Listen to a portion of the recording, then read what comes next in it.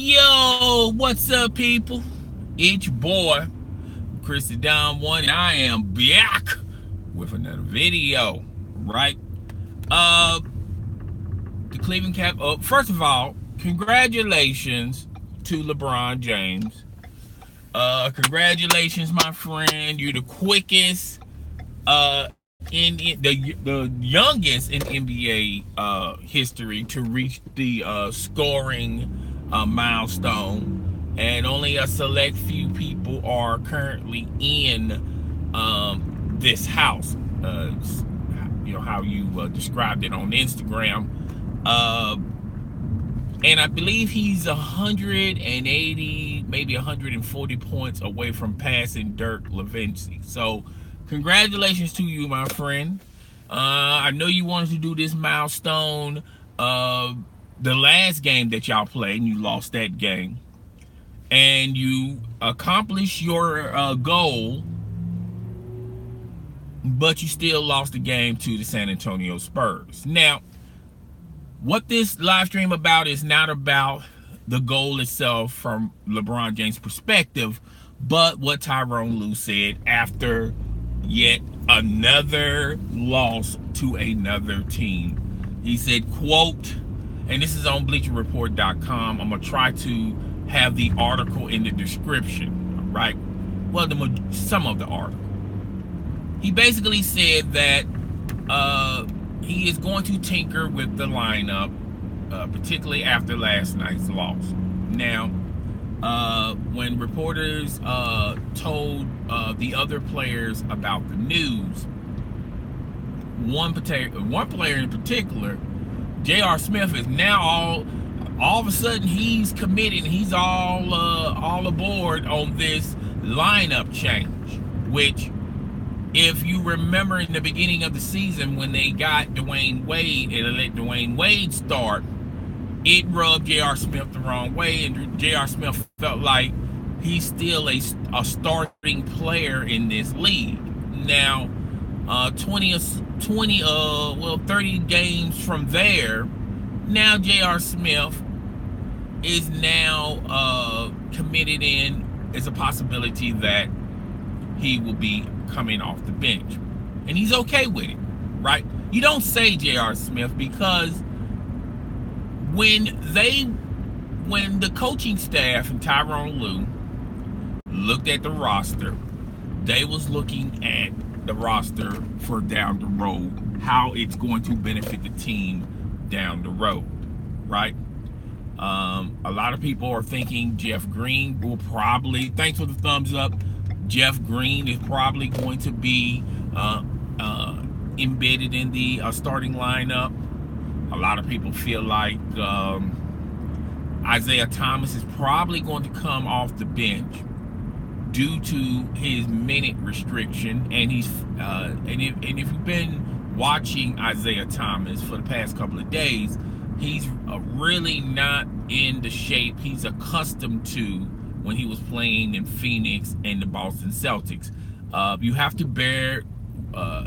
to understand that he's coming off of an injury, and anytime you coming off of an injury that's leg related, it just takes a while for players to get adjusted. Now that's one of the reasons why I think Gordon Hayward of the Boston Celtics is, a lot of people think he can start by the end. He can probably come back at the end of this season. I do not see that. I see Gordon Hayward coming back sometime next year. Maybe not in the beginning of the season, but he will be coming back sometime next year, right? When you're dealing with leg injuries, it's a tricky thing. Leg and feet are the most trickiest things to an NBA body, right? Now, I can see Isaiah Thomas coming off from the bench because of those problems as of right now. Plus, his style don't really necessarily match up the style that you have with the starting four. I think Christian Thompson is coming back in the starting lineup because you're going to need someone down down low as a center that poses a threat, so slashers won't come try to attempt a dunk or a layup or whatnot. They're going to be hesitant, and sometimes slashers will throw it, will pass it out to another, to a jump shooter. All right, so you're going to need someone that poses that threat. Now, Christian Thompson is going to help the team that way defensive wise, and whatever you get from him on an offensive level, it is what it is. All right, you're going to hear this first from me, but I think Kevin Love, the Kevin Love experiment is over with. All right, Kevin Love is what Kevin Love is. He's a player that plays the 4, but he has the style of a 3 guard. And Kevin Love gets bullied on the defensive end when he defends a 4 or a 5. Okay, I think Kevin Love is definitely going to have to realize that he's going to have to come off the bench. Now, they're going to try desperately to trade Kevin Love, but there are no takers, and I have been saying this religiously. It's not like teams do not want Kevin Love. It's the fact that Kevin Love's contract doesn't meet Kevin Love's style of play. All right? If Kevin Love was a bargain and he had it, and he was on a decent contract, Kevin Love would have been already traded. Okay? And do not be surprised when you get closer to the trade deadline, you hear Isaiah Thomas' name involved in trades. Now, there are reports out there that suggest that the Cleveland Cavaliers players are not happy with Isaiah Thomas because he demands the ball more, which, surprise, surprise, folks, he was doing that in Boston. So how is this a shock now? I don't know, to the Cleveland Cavaliers players, okay?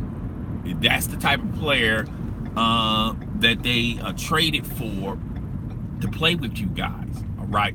Now, the Cleveland Cavaliers had a closed door meeting, and the players voiced their frustrations on a lot of people. Now, a lot of people heard some of the griping about Kevin Love. Was Kevin Love really sick? And Kevin Love explained himself in this meeting, and the majority of the team co-signed with Kevin Love. Maybe he was sick, okay? But what a lot of people are not going to tell you is that a lot of players voiced their concerns about the starting line. Kevin Love wasn't the only person that they were critiquing, all right? If anyone remember, a couple of years back, Christian Thompson voiced his concerns about LeBron James. And remember the time when LeBron James was criticizing Christian Thompson because he was dating a Kardashian, and LeBron James felt like that was going to be detrimental to the team. And he also talked about Christian Thompson's play. Well, Christian Thompson checked LeBron James in a game questioning his play. And that rubbed LeBron James the wrong way, because LeBron James is looking at it from a standpoint like, yo, I got you the max money that you was desperately seeking for, all right? And I own that agency that gave you that max contract, okay? So LeBron James was looking at it like, well, how dare you, okay? You wouldn't be where you are today if it wasn't for me. That's how LeBron James was looking at it. He was thinking at the standpoint of, you know, I took care of you, so you take care of me, backing me up in my corner, all right? Well, what LeBron James don't understand is Christian Thompson is one of them players that says what's ever on his mind, okay? Christian Thompson is not going to bite his tongue, all right? And there are other players on the Cleveland Cavaliers that are similar like Christian Thompson, like J.R. Smith, like Dwayne Wade. These these guys have opinions and they don't mind letting you know how they truly feel. LeBron James is in a locker room where there are veteran players that's been in the league for a while, and they're not going to kiss up to nobody. And in this meeting, LeBron James felt some heat. All right, not as much as Kevin Love, but enough to rub LeBron James the wrong way, because the reporters have been at LeBron James ever since that closed door meeting, asking him what they said, and LeBron James says no comment. Why is that? Because LeBron James don't want to talk about the meeting, because if he talks about the meeting, he knows that there are players on his that on the Cleveland Cavaliers will fact check whatever LeBron James says. Okay, so LeBron James is standing back from that standpoint. All right, so what you have here is a veteran, older team with different parts that don't necessarily fit the style of play. And if you read the article on Bleacher Report, even LeBron James is oversized, baby.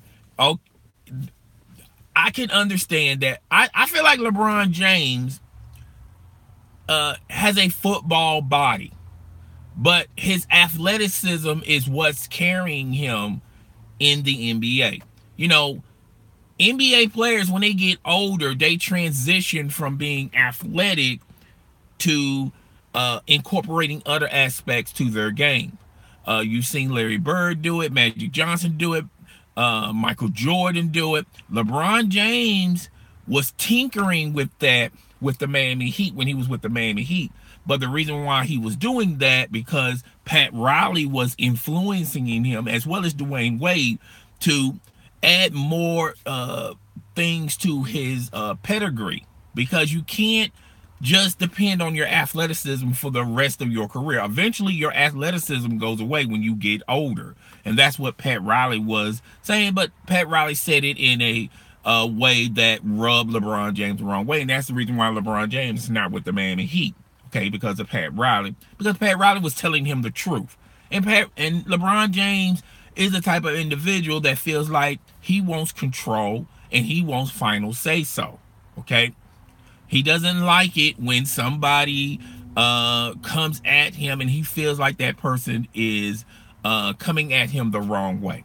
LeBron James really can't handle criticism, micromanage it like those other greats that I have just listed to you, because those other players have been criticized as well from their coaches, and that's why they added more to their style of play. They just didn't depend on their athleticism alone. Okay, but I sidetracked. Let's get back to what I was talking about.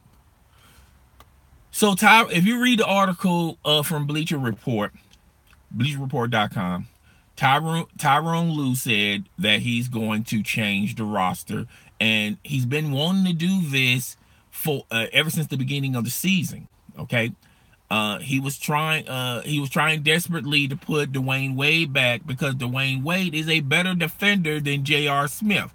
Now, Dwayne Wade on occasion can give you those 20 points a night a game, maybe a 30-point game, but Dwayne Wade is a better defender than J.R. Smith, and that's what Tyronn Lue was trying to explain to J.R. Smith. J.R. Smith did not like that. He felt like he was a better player than Dwayne Wade, and it took less than 20 games for J.R. Smith to come to the realization that he's not that type of player like he used to when he was in Denver.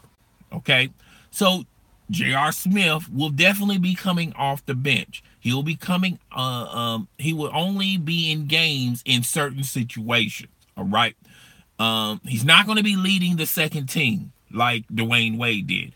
So it's going to be Dwayne Wade, LeBron James, and Christian Thompson. Derrick Rose understands what the Cleveland Cavaliers are going want from here on out. Derrick Rose is not going to be holding the ball as much, all right? As well as they have another rookie point guard that they implement a time or two. So, and they'll have Isaiah Thomas coming off the bench, and he'll probably be leading the second group.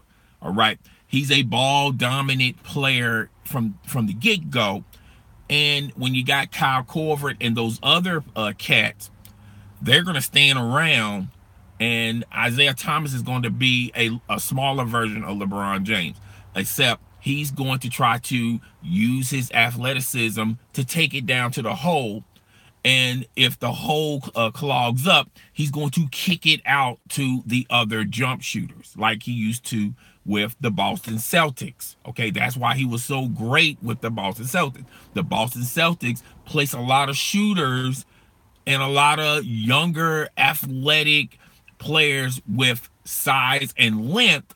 So when he kicks it out on an offensive on an offensive side of things, that shooter will probably get a better look at the rim. And on defense, they can cover up Isaiah Thomas problems on the defensive side, because those younger athletic players could help Isaiah Thomas on the defensive end. All right.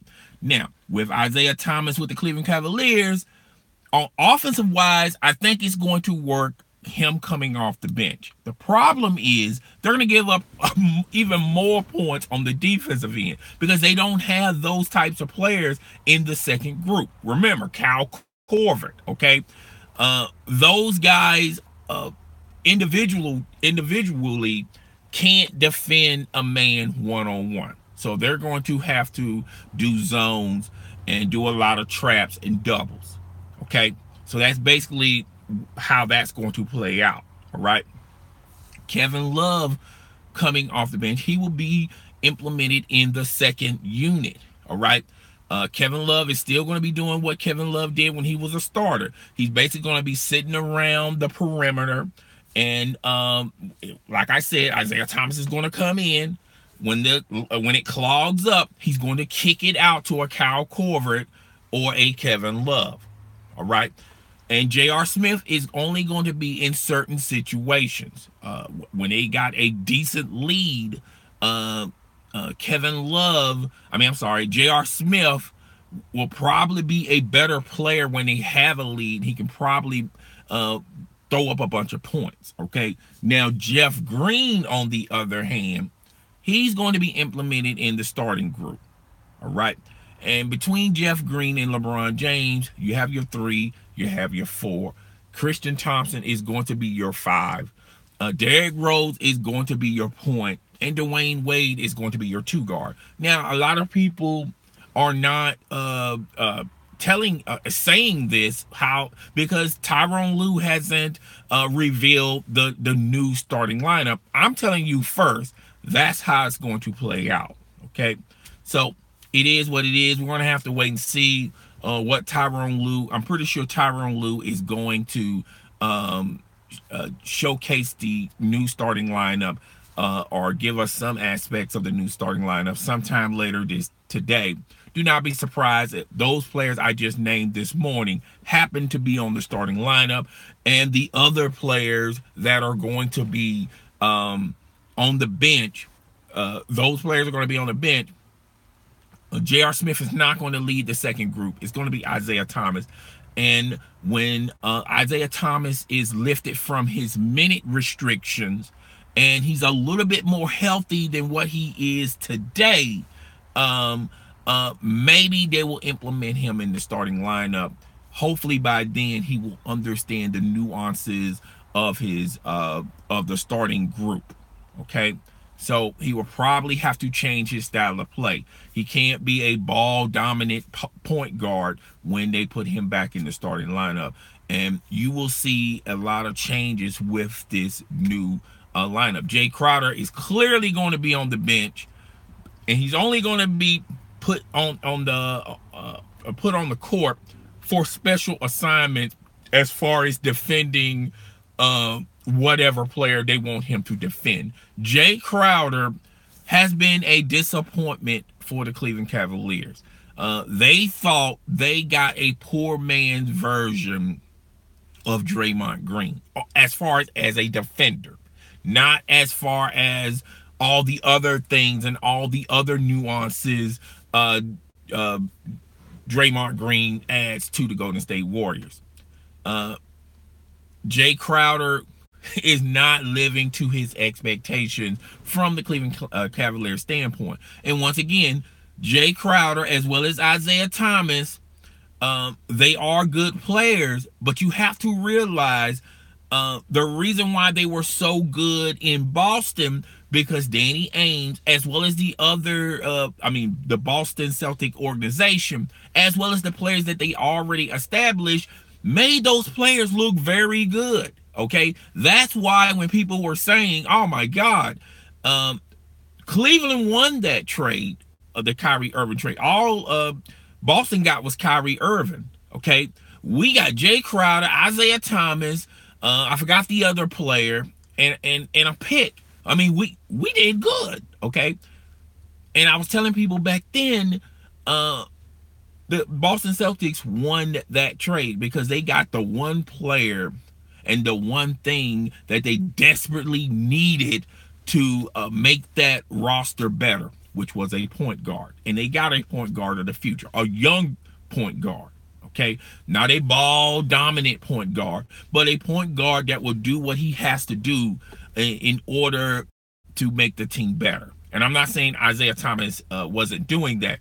You have to realize Isaiah Thomas is athletic, but he's smaller.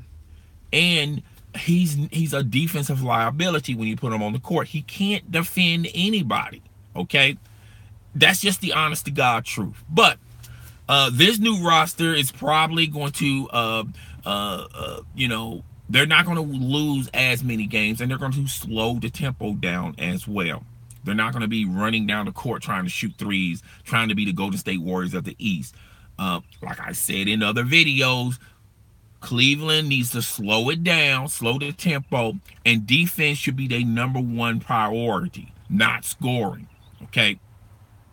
A lot of people, that type of style is going to rub people the wrong way in Cleveland. Most notably, LeBron James. But LeBron James is going to cater to this because at the end of the day, it's going to add more W's than L's at the end of the day. But guys, tell me what you think out there. Rate, comment, subscribe. Please subscribe to this channel. And while you at it, hit the notification bell. All right? So you'll know when my next video goes down. It's your boy. I'm Chris Don 1. I'm out. Y'all have a happy hump day. All right? Peace.